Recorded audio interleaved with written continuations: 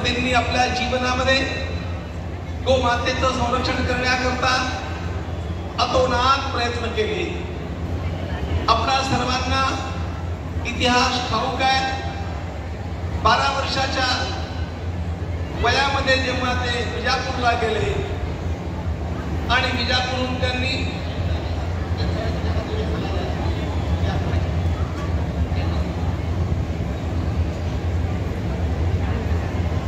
माननीय मुख्यमंत्री साहेबांच्या सूचनेनुसार शासनानं आज काढलेला हा GR मी संपूर्ण आपल्या प्रसार माध्यमांच्या करता उपलब्ध करून देतोय. शासनाचं अत्यंत मोठं अभिनंदन, मनपासून अभिनंदन. टाळ्यांच्या गजरामध्ये आपण सर्वांनी हे अभिनंदन केलं पाहिजे. गौ माता की, गौ माता की जय श्रीराम, जय श्रीराम. वयाच्या 12व्या वर्षी छत्रपती शिवाजी महाराज विजापूरला गेलेले असताना विजापूरच्या दरबारामध्ये ते झुकले नाही. त्यांनी कुर्निसाद करायला नकार दिला आणि तिथून बाहेर पडल्यानंतर जेव्हा मार्गामध्ये एका ठिकाणी एक गाय भर रस्त्यात उभी केली गेली होती. तिला मारहाण चालू होती. गोळका जमलेला होता आणि एक कसाई आपल्या हातामध्ये सुरा घेऊन त्या गायीचा वध करणार होता. 12 वर्षाच्या शिवाजीनं त्याचा हात वरच्या वरती छाटला आणि गोमातेचं रक्षण केलं.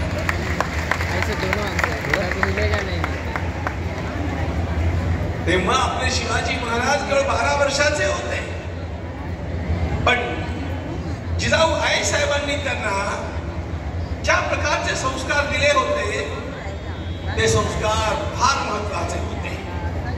आणि त्यामध्ये पहिला मुद्दा त्यांनी सांगितला होता, दुबा गोमातेचं रक्षण करणं, देवाचं रक्षण करणं, मंदिराचं रक्षण करणं आणि साधू संतांचं रक्षण करणं हे आपलं पहिलं कर्तव्य आहे.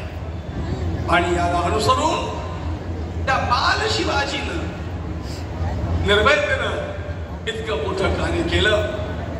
आज खरोखर जेव्हा महाराष्ट्र शासनाचा हा GR छत्रपतींच्या त्या चेतनेला दिसत असेल तेव्हा अंतःकरण त्यांचं गहिवरून आलं असेल की खरोखर माझी परंपरा चालवणारं सरकार आज मुंबईला विराजमान आहे.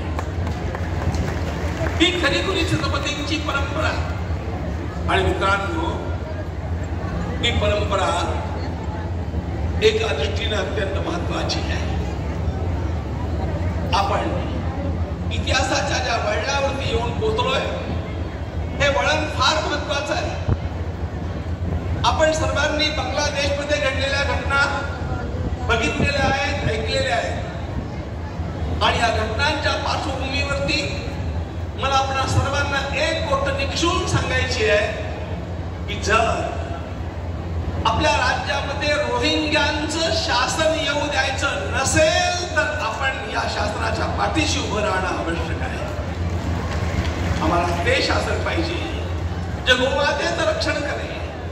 आम्हाला ते शासन पाहिजे जे मंदिरांचं रक्षण करेल. आम्हाला ते शासन पाहिजे ज्यांच्या लेकी सुनांचं बाळांचं रक्षण करेल.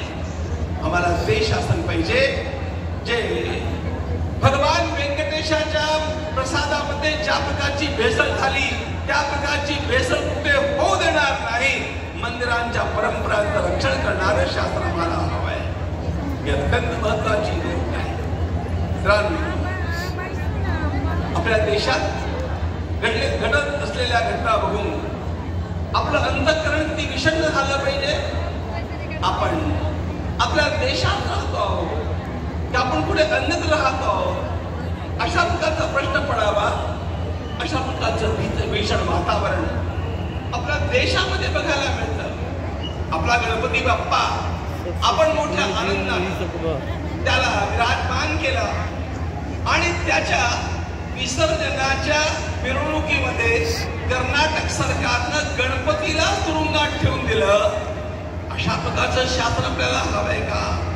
आम्हाला शासन कशा प्रकारचं हवं याचा विचार करण्याची वेळ आपणावरती येऊन ठेवलेली आहे. वक्फ बोर्डाचा जो काही नंगा नाच आपण बघतो, त्या नंगा नाचाला उत्तर द्यायचं असेल तर राजा जागा राहा, वैराची रात्र आहे. आपण जर योग्य वेळेला योग्य निर्णय घेतले नाही आणि वक्फ बोर्डाचा हा अशा प्रकारचा प्रभाव वाढत गेला, कुठलंही मंदिर, कुठलंही घर, कुठल्याही संस्थेवरती तुमचा ताबा राहणार नाही.